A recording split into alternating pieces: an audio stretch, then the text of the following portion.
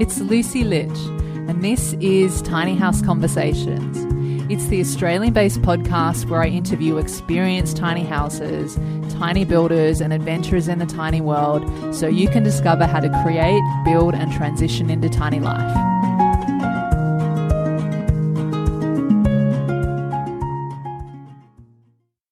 Before we get into the show, I want to know something. Are you a tiny houser, and would you like to share your tiny house story and experiences on the podcast? Or are you a business that has a product or service that aligns with the tiny house movement and would be beneficial for the tiny house community that you'd also like to share on the podcast? If so, I'd love to hear from you, and you can head over to tinyhouseconversations.com, and on there you'll see a section that says share your story. If you fill out your details there, I'll get back to you very soon. Now, here's the intro. Hey, it's Lucy here, bringing you another episode of Tiny House Conversations. Today I'm speaking with Kathy and Matt McMillan, who are experienced tiny houses from the mid-north coast of New South Wales, and who I actually had on the podcast back in episode 9.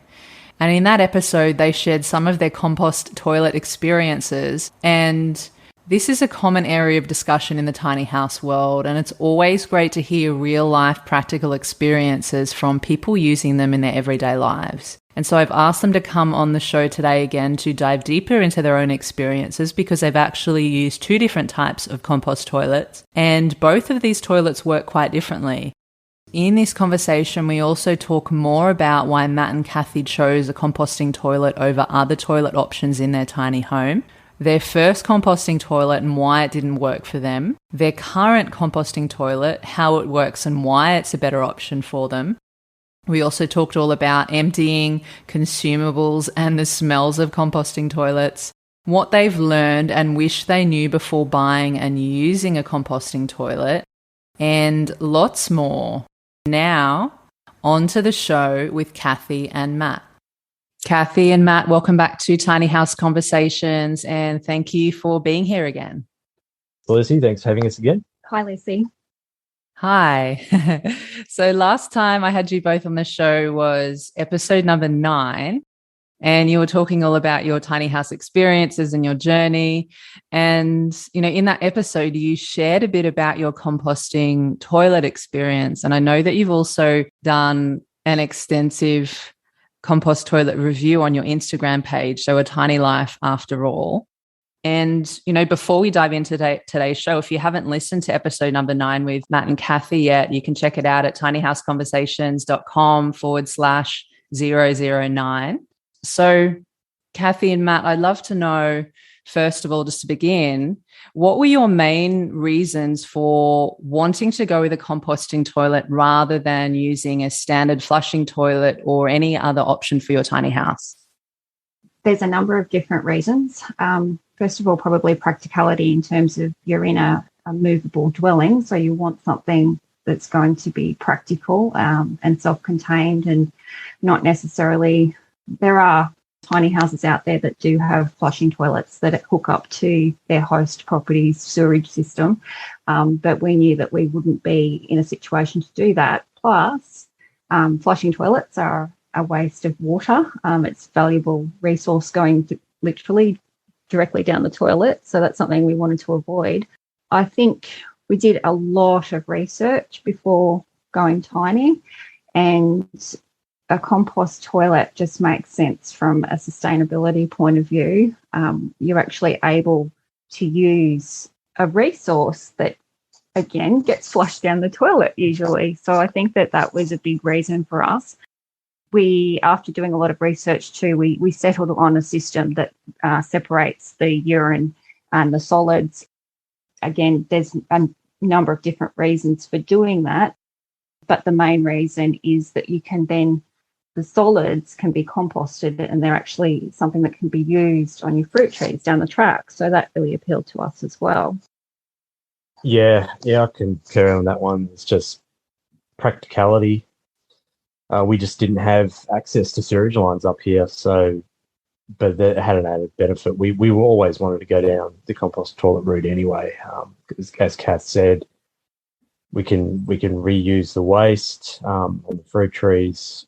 after a year or so, and it does just reduce your footprint of how much you're actually dumping out into the world, and we can save a lot of water. That was another key factor. Is obviously we're on rainwater here, and we don't want to waste valuable drinking water just flushing it down the toilet. Yeah, it does seem to be the most sustainable option, and also, a multi-purpose option at that as well. And, you've had experience using 2 different composting toilets. The first one, didn't really work for you. There were some mishaps that you had. So, we don't need to mention any brand names or anything, but are you able to share how that one functioned and what wasn't working for you? Yeah, we won't mention the name of it, but we had a few issues. We were given 2 different types of compost toilets with the house. And the first one that we were thinking about putting in that the previous owner had was basically, it's just like a big tub. He cut a hole in the floor. It's a big tub at the bottom of it, and everything went in that. And then there was kind of like a separate hose attachment that was supposed to divert the urine, but it's still all mixed in one, which we don't quite understand how that would work. And apparently it was pretty bad. So we decided not to go with that one, and we used the second option that we had, and it was more of a self-contained. Again, I won't mention the brand, but these are quite popular on boats and things like that. So it's made out of fiberglass. There's 2 separate containers. The solids has a turn handle that mixes it up, and you're supposed to put core peat in there, or you can put sawdust or things like that.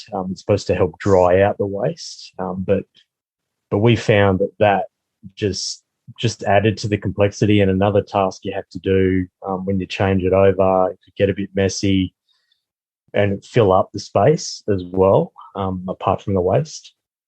And then the second container was obviously the urine container, which is it was what it is.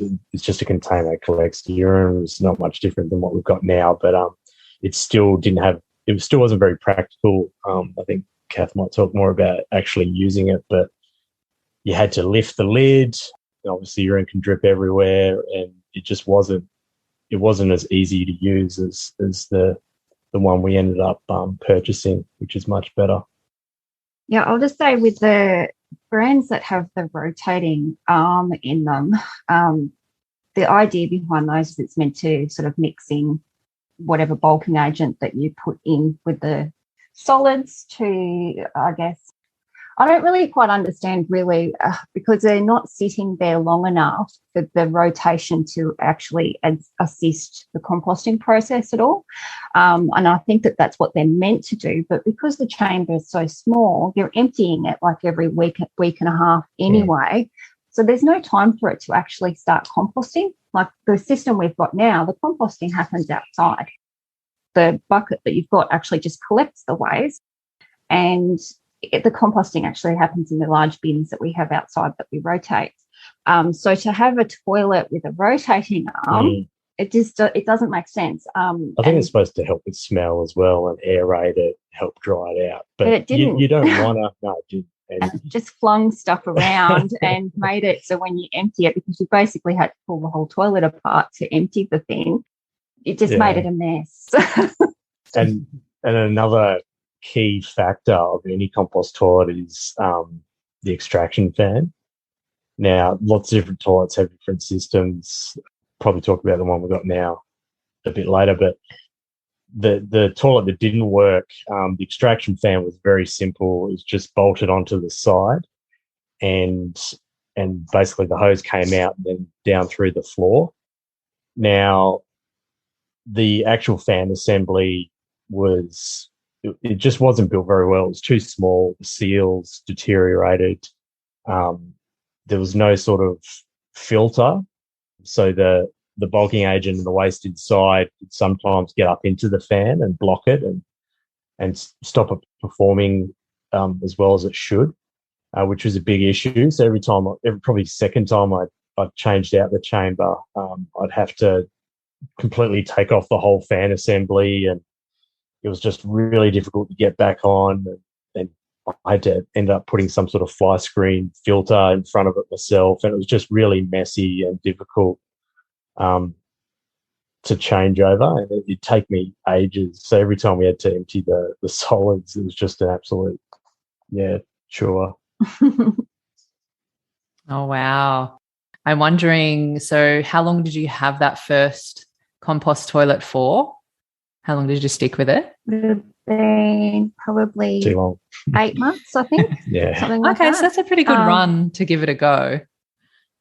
Yeah. I mean, I think we probably would have even replaced it sooner than that. It's just because we save up cash for everything that we've purchased. We don't have a credit card or anything like that. So we save and then buy. So it was a matter of prioritizing things that we needed to get done before that. So it was like, and we're probably hesitant as well because how much the good ones cost. Yeah.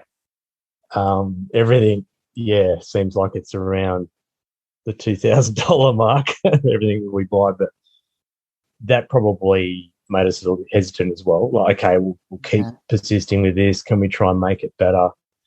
We didn't just want to go out and buy new things all the time.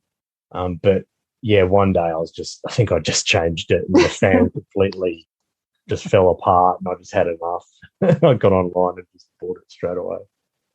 Oh, how funny. And so I know that the one that you've changed over to now that you're finding it's working better for you. And, I'd love to focus a bit more on that one now. So what brand is your current one, and where did you buy it from, and roughly for how much? The brand is the Separett, and the tiny version. The model we have is the tiny. So I think they just call it Separett Tiny. And how much was it? It was about it was almost $2,000. Yeah.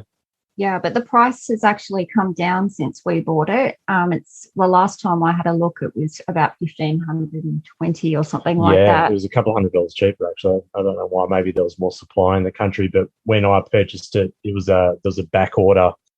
Pretty much every little small business that I went and did my research on, they said, they're all waiting in containers in China. I think this is the height of COVID, so. There was some delays on it, but it's great. It's a Swedish company, Swedish designed, and just everything looks good. It fits well.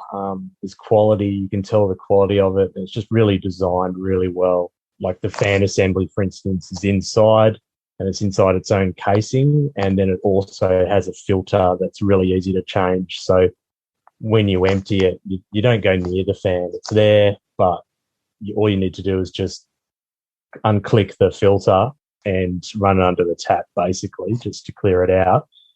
And I haven't really seen anything build up in the filter yet at all, which is great. And everything's just really easy to use and really well designed. So we bought it from a business called A Better Way to Go, is the name of the company. Yeah, so they sell a whole range of different compost loos and stuff like that. So, and we continue to buy all the consumables for the toilet through them as well. So, and they're not cheap, but they do last. You get these little, what are they called? The urinal cake things.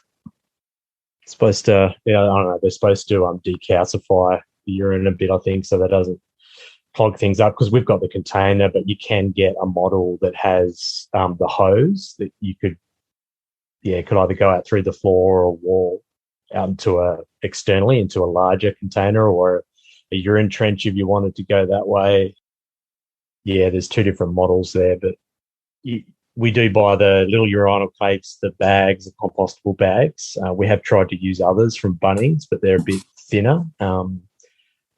And double bagging as well. We've learnt to double bag because otherwise it can get a bit messy. And there's also little absorption pads that you can buy and that you place once you change it and you put a fresh bag in. You just put that at the bottom, and it helps absorb any moisture in the bag. And I think that's all we buy from them. So we've already talked about the fact that it's separates the liquids and solids. So it basically means that there's two chambers. There's one in the front that collects urine, and then the one in the back is for solids. So might take a step back, like to actually use the toilet. It's very similar to using a standard toilet. There's probably a bit more manoeuvring involved, particularly if you're female, I think. It's probably designed more for a guy's anatomy in mind. I think that there is probably a market for a toilet that's a bit better suited for women, I think. Yeah.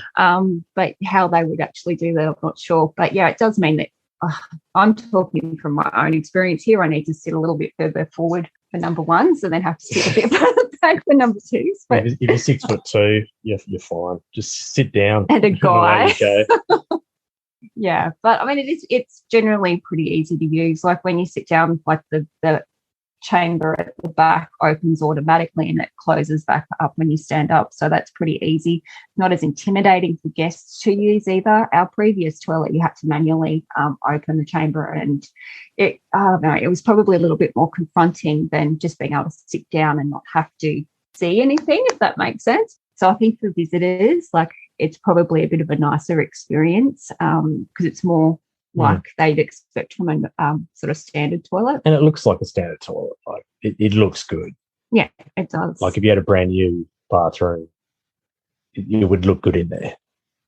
Yeah, definitely. I think it's well designed. Looks very pretty.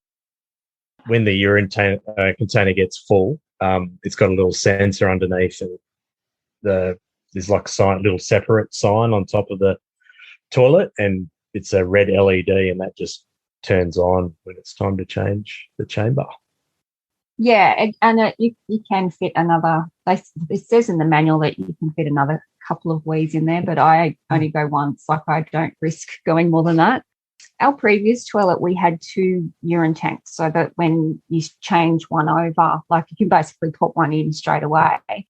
And that can make things a little bit more convenient. I think if you've got more than 2 people living in the house, or if you've got guests, like, it's a good idea to have that second chamber so that you're not making people wait while you go wander down the bush and empty it out.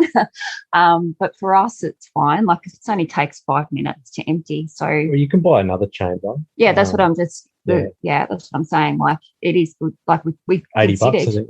Yeah, we considered getting the second one, but just with the 2 of us, and we don't really have guests over here very often at the moment, so it's not as big a consideration. So it's only when it's the middle of the night that the light goes on, and then Do you risk it? Do you risk another one? Oh, that's funny. Yep.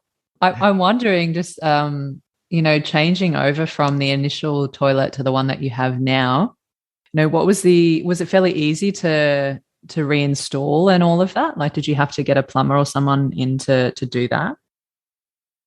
No, I did it. It's pretty easy. Basically, the old one was just there was a hole in the floor, and it just sat on top of that, and there was two stainless steel L-shaped hinges, basically, or brackets. So I just took them off, and so we just left with a hole, and we wanted to make it look a bit nicer. So we went to Bunnings, I think, and we found these treated sort of, I don't know if it's pine, but cedar or something, but it looks quite good, just these little pieces. They're kind of like tabletops, really. And we put that over the hole, and we cut one side of it so it sits up flush with the wall. And it just makes it look a bit better. And then we sat the new toilet on top of that, and I just basically glued that piece of wood on the floor over the old hole, and I covered up there was 2 holes, a larger hole for the first type of toilet that he had, where he actually had to cut a hole in the floor, and then there was a second hole where the old fan assembly and the hose pipe actually went out. So this piece of wood that we put on the floor to cover both holes went over top of that, and then all I had to do is just basically drill and fix the new one to that piece of wood. And I just made a really tiny hole up along the side of the skirting board in the floor, just for the new toilet fan AC power cord. And that was about it. Oh, no, sorry. And a second hole for the new fan assembly. But the new toilet, the Separett Tiny, actually has, it's all within the footprint of the toilet. So the fan hose comes actually out directly down through the floor, and so is the power cord. So, and it hides. So once you put the toilet up against the wall, it actually hides everything. So all you see is basically underneath the trailer, underneath the house, you'll just see the one, I think it's a 30 mil pipe and the power cord. That's all you'll see. Something that people should consider when they're installing a toilet, a composting toilet, is that the extraction fan is extracting the air out and it has to go somewhere. When we first moved our tiny here and we had the previous toilet, we just had the extraction fan going straight out underneath the house. And that basically means that smell is all being extracted right in front of the house. We pretty quickly installed some pipe that went straight up above the roof line. So that's basically the air is all going up and hot air rises. So it just goes straight up and it means that there's no smell directly. Yeah, with the old toilet, you're coming at the end of the week and the wind was just right and you walked past. Yeah, good luck to you. But yeah, the new one's much better. The fan's a lot stronger. It sucks a lot more air out, but it's a lot quieter. And I've put the hose, underneath, so it's come out the floor under the trailer and then straight up closest wall and all the way up to the roof. And on top of it, you've got like a little cap that basically stops anything crawling in, and also it's on its side, so, and a bit of a cover so the rain and water doesn't go in there. But it works fine. They do recommend in the manual not to have the pipework go any more than 3 meters. I'm a little bit over that, but it still seems to be working fine. It's coming out the top with no issues. So yeah, we actually had someone ask when they saw photos why we had it going close to our bedroom loft window. It actually extends beyond that. Yeah, but part of the reason is what Matt said, is we didn't want to have the pipe any longer than is sort of ideal, because you have issues that it's not pushing the air out, and also you want to minimise how much horizontal pipe you've got, because if it's going around bends, then it also makes the fan work a lot harder. So yeah, I mean, people have seen photos. It probably looks like it's near our bedroom window, but it's not. There's probably the very rare occasion that we'll be sitting up there. It's so infrequent, but I will mention, sometimes you will get a little whiff of something only up there. Yeah, because I climb out of the skylight onto the deck roof sometimes to either clear gutters or whatever. And I get my head pretty close to it, so I have almost been knocked out a couple of times. But yeah, with just lying in bed with the skylight open, it's absolutely fine. I've maybe smelt it twice. Yeah, that's what I'm saying. Yeah, the last 6 months. So rare. It just would be the wind going completely that way. So yeah. You can't be squeamish. That's one thing important to note about compost toilets is you're going to see poo. You're going to see your partner's poo. You're going to see wee every day or every second day. You just get used to it. If you've got a good toilet like Separett Tiny, there is that disconnection there. You're not going to get it on you or anything like that. And there's only a brief second where you might see it or smell it when you're changing it over. But you can't be squeamish. This is nature. It's part of it. If you want to be sustainable and save water, that's what you got to do. Yeah, I love that you mentioned that actually, Matt, because I think that is that reconnection with something that is so natural that we all do, but we don't like to talk about and, find it really strange or gross or, just out of sight, out of mind. But dealing with it and having to, and I guess appreciate, this giving back to the earth and this regeneration of the soil and all of that, it's part of it. Animals do it, humans can do it if we deal with our own waste in that way. And so, yeah, I think, as you say, it's probably something to get used to, but also thinking of it in a deeper perspective, it is that connection to the everyday life and to nature as well. And So many good insights there from both of you too, of just things that you learn along the way, including, like having to create the pipe for the smell to maybe be diverted away from the home and up, and the air rising and all of that. I mean, that's all really great stuff to learn as you go. And, you mentioned before with the separate chambers and all of that, and I'm wondering what the emptying process is like and how often on average are you needing to do this with your current compost toilet? I take care of the liquids most of the time, and Matt empties the solid chamber. It just kind of worked out that way. Sometimes we do either, but Worked out. I think it worked out in my favour. But I have to do it more often because the liquids chambers, we probably have to empty it every day and a half to 2 days.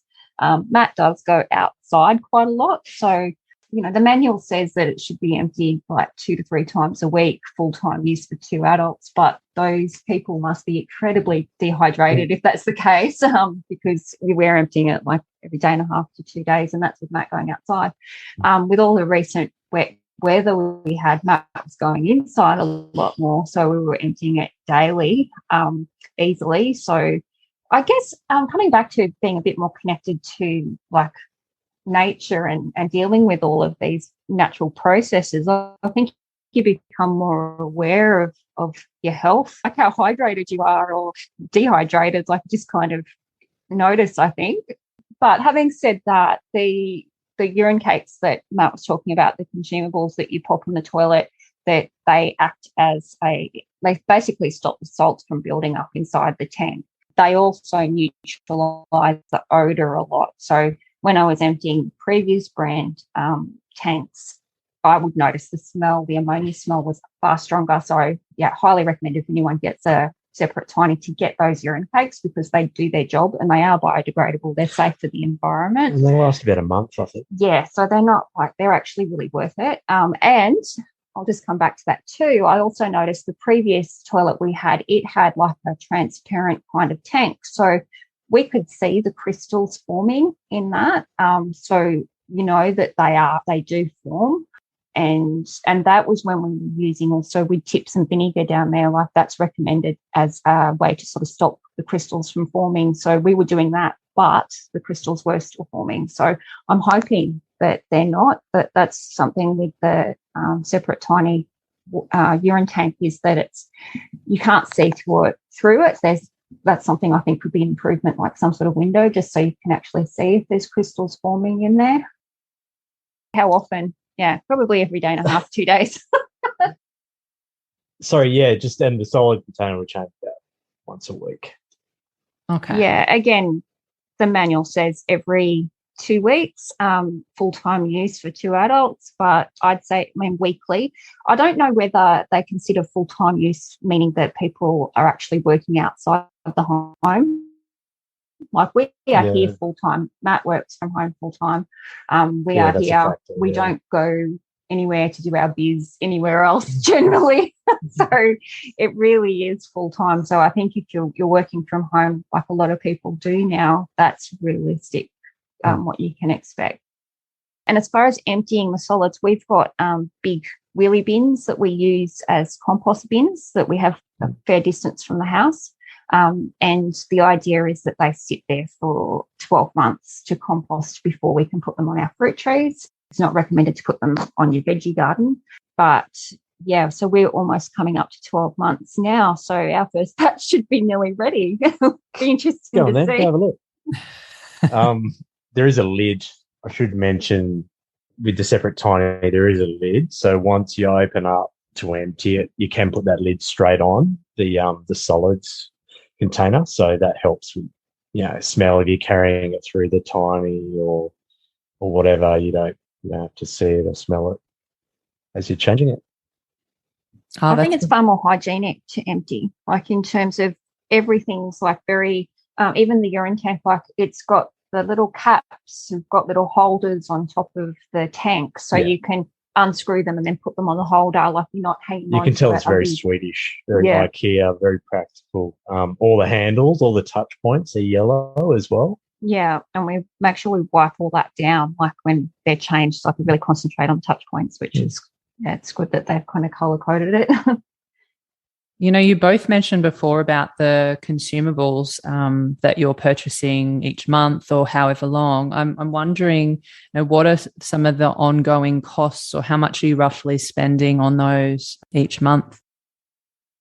Probably, I actually did a breakdown of this in one of my posts. So the bags that we buy ends up being about $2. They're $23.50 for 20 bags, and we now double bag, and we've tried some other different brands, compost bags from various other shops, so they're nowhere near as durable. After having some pretty traumatic incidents with bags breaking and stuff, we now double bag them.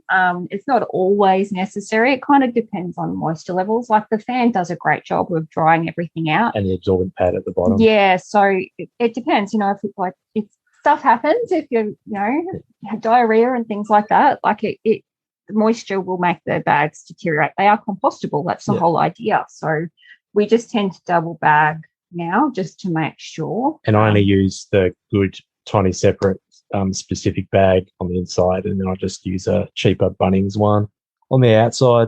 Yeah, so that works out 2 bags per week. We average the empty on week, so that's $2.35 per week.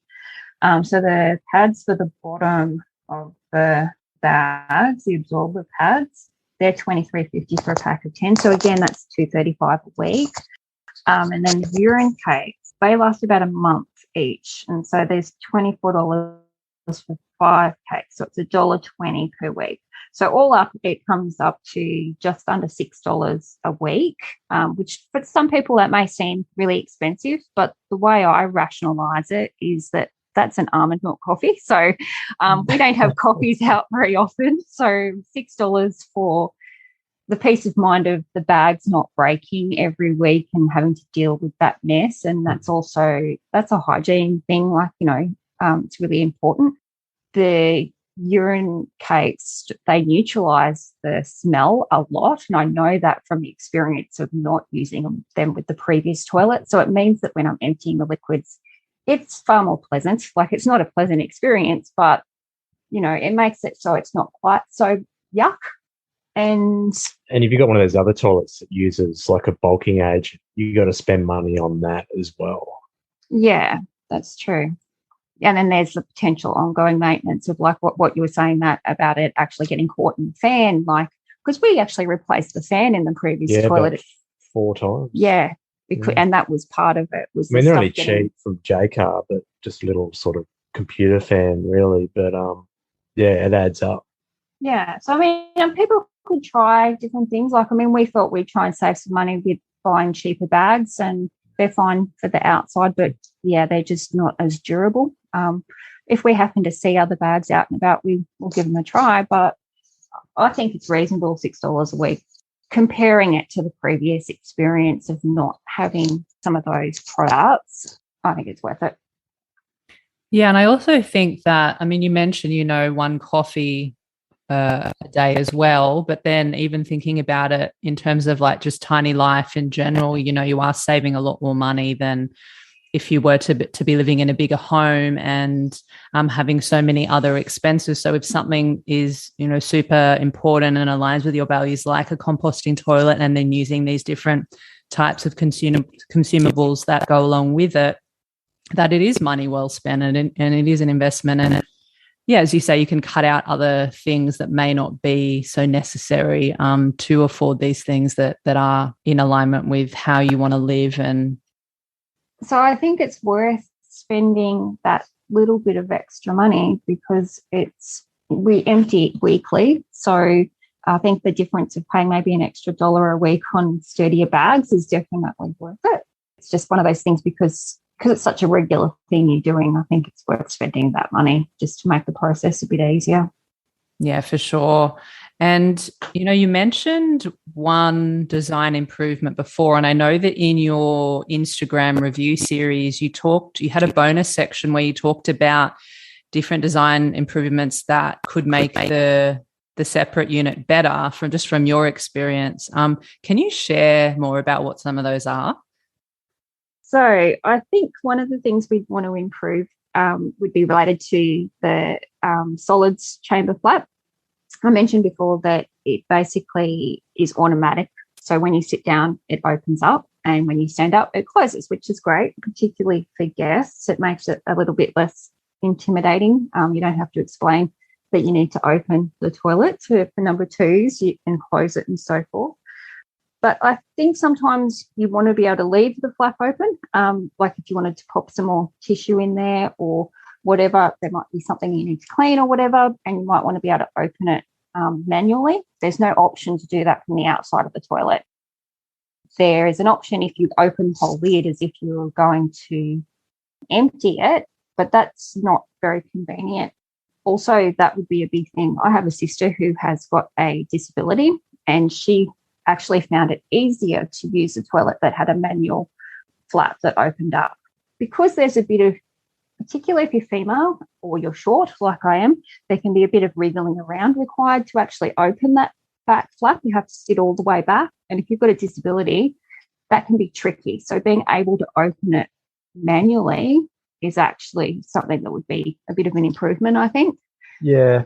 The pro of having it automatic, though, is I remember the previous toilet that had the manual flap. Sometimes you forget and it's too late. I never forgot.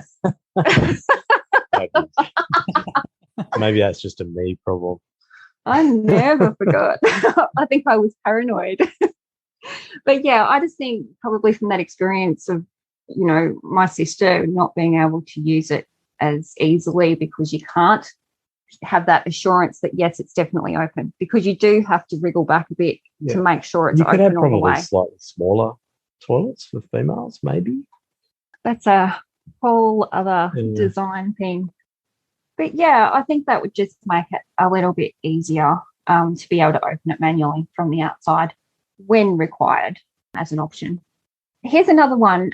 The urine cake that we've talked about quite a lot, it sits in a little cage at the front. So basically you wee on it, so then it does its thing as it goes into the chamber. When you open the toilet up to empty, there's nothing to stop it from falling back, and it falls backwards with a splat, and it's gross. So the way we've sort of overcome that problem is we've got a little bowl and a pair of tongs. So when we're going to empty the toilet, we take that urine cake out. So a design improvement, I think, would just that be a little cage that opens and closes so that the cake can stay in there when you open the lid. It depends how slowly and how carefully you open the lid, though, because I haven't done it sometimes and it's been fine. Yeah, but wouldn't that be a simple thing though? Yeah. Like just to have a cage that is enclosed. And I've had it actually, I've opened it. When you're right, when you open it slowly, it's not as likely to happen, but I've opened it quickly before and it's gone all the way back into the solids chamber. So, and I think I mentioned this before about not being able to actually see whether there's crystals forming in the urine chamber or not. You know, it's not a biggie. I'm hoping that the urine cakes are doing the job and there's no crystals forming in there, but I just know from the sort of semi-transparent tanks we had with the previous toilet, they form and they are gross. So when you think about if you did have a pipe going out to an external tank or into a urine trench, blockages, that's a massive thing. And that's a big reason why we thought about having a urine trench or having the tank outside. Yeah. But that's a big thing that in our research, we heard a lot that there'd be blockages and then it'd all come back up. Yeah, it's an extra level of maintenance. I think having the tank that you can take outside and empty, I mean, it's fun. We live on a property, so maybe if you don't live on a property, it might be a bit more tricky, but we can empty wherever we like. We just empty in different places every day. So. Yeah, I mean, if you could hook up to a sewage line, then that's ideal. I'd recommend not doing a urine trench. I've thought about it a fair bit. You'd have to dig it very deep for it to not smell. But even then, I think it would smell. And if you had blockages, then you'd have to dig all that up and either replace a pipe or flush it out. It'd be very difficult to manage, I think, any sort of urine trench or anything like that, or even a container externally. It'd be difficult once you get to a certain size, like how you're going to move it around. Yeah, I think the small container is ideal for a tiny, especially if you've got just a couple of people living in your house. I think it's just a couple, definitely, and keep it simple, like as little maintenance as possible. Just keep it, really simple. For sure. And I'd love to know as well, what's one thing that, you both wish you knew before you started using a composting toilet, if anything?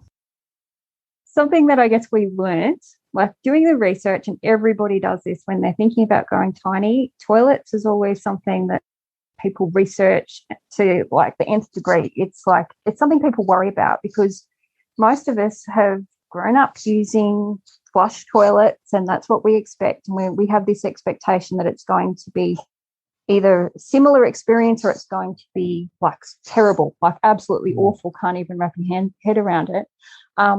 I grew up here and I had friends who had drop toilets and stuff like that growing up. And everyone's had experiences of, going to the national park and there's drop toilets, and that's probably what you have in mind, like when you think composting toilet, but it's not like it can be, but it's not necessarily like, yeah, exactly. So I think probably what we've learnt is when watching YouTube videos and stuff, like it's something that people talk about, but they kind of gloss over the realities a little bit and make it a little bit rosier than it is. And I say rosier because I talk about poo not smelling like roses in posts and stuff. There is a bit of smell. There are people who are saying that there's absolutely no smell at all. Like that really irks me because there is a bit of smell. I'm not saying it smells terrible all the time, but there is when you get towards the end of the week, especially in summer, I think, it gets a little bit whiffy because it is literally like a bucket of poo sitting there. There's a fan that's drawing it out and the flap closes. And I will say this, like when you do make a deposit, and you stand up, like the smell doesn't linger in the bathroom. It does the Not same like a porcelain toilet, no way. No, and I think that's because it's contained, like the lid. Contained in the fan, it's working constantly. Yeah, but I think you hear people again and again, it's like saying it doesn't smell at all. Like it's not true. It's a toilet. All toilets smell at some point they do. At some point, Yeah, so I'm not saying our toilet smells disgusting all the time and it's unbearable. Like it's just a little bit. It's just that everybody says that it doesn't smell at all. It drives me crazy. I think also our experience is based on having used a toilet that didn't, like of this brand, is using one that didn't work for us, that was really bad, that smelt really bad, like a lot of the time. Because the fan wasn't powerful enough and there was a whole heap of other issues. I think that your expectations need to be realistic. Like it's not exactly the same. It's not going to be as convenient as a flush loo. Like it's not you flush and you forget about it. It's like you're going to have to deal with it at some point. Yeah. I don't know, but I think it, like we've said before, like living tiny makes you more connected to everything that you do in your life, and it makes you more aware of what you used to flush down the toilet and just forget about. And it's to do with all your waste. Like it just makes you more conscious of everything that you do. Absolutely. It makes you more conscious of the impact that you have that we aren't used to dealing with if we have been living in this, modern way of life for such a long time. And, as we wrap up the conversation today, Matt and Kathy, I'm wondering, is there anything else that you feel like we haven't covered that might be important for our listeners to hear around composting toilets? Depends how gross you want to go. Keeping it real. I think, keeping it real. I think for women, I know that a lot of women commented on some of the posts that I put up on Instagram as things that they worry about as far as period blood. Where does that go and how do you deal with that? Basically, it can go in either chamber. I see it as a liquid, so I try to go for the front. It can be messy. I'll be honest, like it can be difficult. I just swear and deal with it. Like that's just something I think that women might need to prepare themselves for a little bit, and keeping in mind that I think all the toilets on the market at the moment probably don't take that into consideration probably quite as much as they maybe should. And it's a difficult thing because I've tried to think about how the design would work to better accommodate women's needs in that regard. And it's a tricky one just because of anatomy and, you know, how we probably use the loo a bit differently than the guys do. That's just something I'm happy if people want to DM me about stuff. And I've had people DM me asking questions, and I will be very honest about that sort of stuff, how you deal with it. It's just something to raise, but probably don't want to end the conversation on that.